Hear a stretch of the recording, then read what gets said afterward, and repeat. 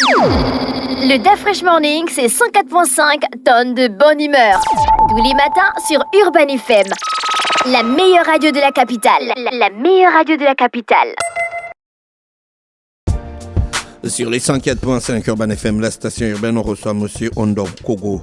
Patrick Trésor, il est responsable des cultures numériques à l'Institut français du Gabon. Monsieur Ondom, bonjour. Bonjour, la fraîche. Rapprochez-vous du micro, s'il vous plaît.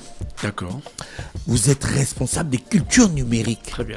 Ça, c'est une nouvelle expression qui vient d'exister, ça. Non, pas La culture numérique, c'est quoi exactement? Je savais justement que vous alliez me poser des questions. Là, vous êtes là pour qu'on vous pose des questions, hein, Tout à monsieur fait. Ondom. Vous êtes Alors, là pour ça. les cultures numériques, c'est l'ensemble en fait des innovations, l'ensemble des logiques en fait qui sous-tendent l'innovation technologique. En français facile. En français facile, lorsque par exemple on parle de la VR, donc c'est-à-dire la réalité virtuelle. La réalité virtuelle virtuelle fait partie intégrante des cultures numériques. D'accord. Lorsque par exemple on parle du gaming, le gaming, donc c'est-à-dire le jeu en ligne. Exactement, ça fait partie des cultures numériques. Lorsque par exemple on parle du prototypage numérique, ça fait partie des cultures numériques. En fait ici il faut entendre des cultures numériques quand l'ensemble des productions qui se rapportent aux innovations technologiques. Voilà, c'est ça en fait.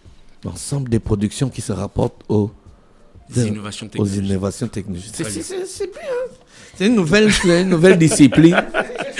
Non, pas du tout, mais ça existe dans tous les instituts français du monde. Aujourd'hui, on vit dans un environnement numérique. Hein. Tout à fait. Le matin, on se réveille, on regarde nos téléphones, on est connecté, on a le Wi-Fi. On dit le Wi-Fi ou la Wi-Fi. René, toi qui as fait les hautes études.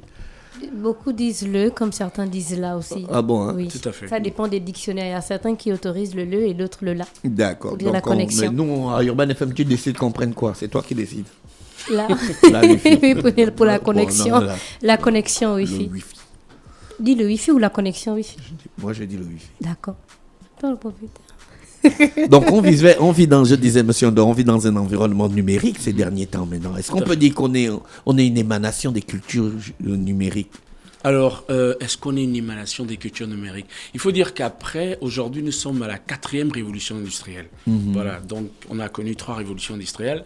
Aujourd'hui, l'économie numérique, justement, impose que l'ensemble des organisations publiques, privées et les acteurs de l'écosystème puissent s'imbriquer dans justement cette culture numérique qui se veut imprégnée dans toutes les logiques quotidiennes, je dirais comme ça. Aujourd'hui, par exemple, tout le monde a un smartphone. Oui.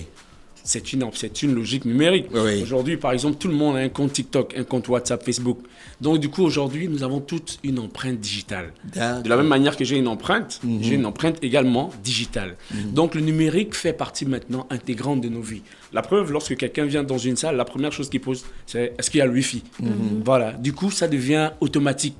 Il faut dire qu'aujourd'hui, les cultures numériques sont tellement prégnantes dans nos vies qu'elles ne peuvent plus être oubliées. Elles ont créé des nouveaux comportements. Très bien, tout à fait. Elles ont créé de nouveaux comportements et de nouvelles formes de consommation de produits et de services. C'est la raison pour laquelle justement RTL, Liberties et même justement les grandes entreprises commencent à se digitaliser. À l'Institut français, par exemple, étant donné que nous sommes un établissement culturel de promotion de ce qui est culture francophone, etc., nous avons compris la nécessité de pouvoir implémenter dans justement la promotion de cette culture, les cultures numériques. C'est pour ça qu'à la médiathèque de l'Institut français, on a un responsable livre et un responsable des cultures numériques qui lui est là pour faire justement ce qu'on appelle de la médiation culturelle numérique, c'est-à-dire faire la promotion de toutes les plateformes numériques que l'Institut français offre, par exemple comme des bibliothèques numériques, des Fab Labs. Justement, c'est le propos de ma présence ici. C'est quoi le Fab Lab? Le Fab Lab, en fait, c'est un laboratoire de fabrication numérique.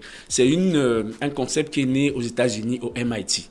Au MIT, il y avait un professeur qui s'appelait, Neil Gershenfeld, exactement, pour ne pas tromper. Oui. Alors, très bien. Donc lui, durant justement ses cours, il a remarqué que les étudiants étaient très portés sur justement des cours de prototypage numérique. Et donc, c'est quoi un prototypage? C'est par exemple, je veux concevoir ce micro, je me mets dans un laboratoire qui me met à disposition des outils pour pouvoir concevoir justement ce micro avec les différents dispositifs qui s'imposent. Et donc, ce petit écosystème-là, ils l'ont appelé Fab Lab, laboratoire de fabrication numérique. Et à l'intérieur justement de ces logiques, il y a tout un univers de création, d'innovation. Par exemple, je prends un truc tout bête, dans un Fab Lab, on peut faire ça. Dans un Fab Lab, justement, mais on fait ça avec justement des outils. Et ces outils-là constituent l'ensemble de l'arsenal. Donc vous avez une imprimante 3D. Exactement, nous avons une imprimante 3D, nous avons une découpe laser, nous avons une plotter vinyle, nous avons également des machines à coudre numériques. En tout cas, nous avons un arsenal. Donc vous avez un camp numérique. Exactement. Qui va débuter du 30 juin et il va se terminer au 3 juillet. Tout à fait. Vous vous adressez à qui pour ce camp numérique? Alors, tous les passionnés du numérique. Voilà. Au début, on voulait restreindre au niveau de l'âge, mais après, parce qu'on a essayé d'analyser qui serait potentiellement intéressé par cette initiative, et on a décidé de pouvoir ouvrir au grand public. Alors, certainement, le coût peut heurter, parce que c'est 100 000 francs, mais néanmoins, c'est 100 000 francs pour s'inscrire, justement. Mais néanmoins, à la fin, justement, du suivi de toutes ces différentes sessions, il y a une attestation signée par l'Institut français. Il y a la possibilité, sinon même l'obligation, de pouvoir faire partie du premier club numérique Fab Lab de l'Institut français, qui s'appelle justement le Fab Lab Academy.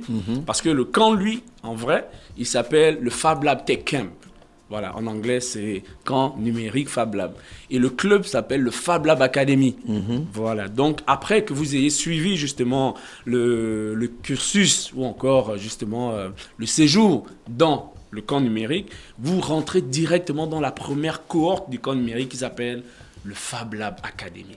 Voilà, donc c'est un petit groupe de makers. Un petit groupe de makers, ce sont les Fab Labeurs de l'Institut français qui vont constituer la première cohorte des créateurs, des innovateurs numériques de l'Institut français. Wow, c'est intéressant. Donc, il y a 2 sessions. Il y a la première session du 30 juin au 4 juillet. Exactement, tout à fait. Et la deuxième session du 7 juillet au 11 juillet. Exactement. Et donc, les 2 sessions, c'est 100 000. Ou bien c'est 100 000 par session? 100 000 par session. Non. Il faut comprendre.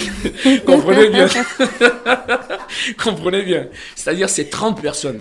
C'est 30 personnes pour 15 par session. Ça veut dire la première session, 15 personnes. La deuxième session, 15 personnes.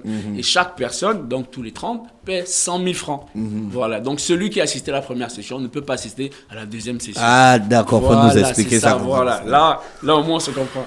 Exactement. D'accord. Donc ça se passe à l'Institut français. L'Institut français est là, à Mbolo? Non, c'est au Cercle Pompidou. Au Cercle Pompidou, finalement. Pour l'instant, vous êtes installé. Parce que pour l'instant, on est en travaux, donc on est en train de refaire tout le dispositif de l'Institut français. Mais lorsqu'on reviendra en octobre, novembre, ce sera un nouvel Institut français. Oui, ça, on sait, c'est de la balle. Ah oui, c'est ça. Ok.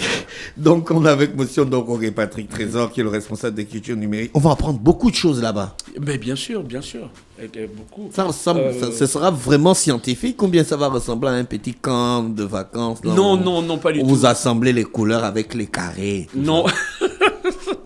Non, pas du tout. Le programme constitue quoi en fait? Alors déjà, le contenu de la formation va sur 4 pans. Nous avons l'initiation à l'imprimante 3D, voilà, à la découpe laser, au flocage textile et enfin à l'infographie et au graphisme 2D. Il n'y a jamais le codage dedans?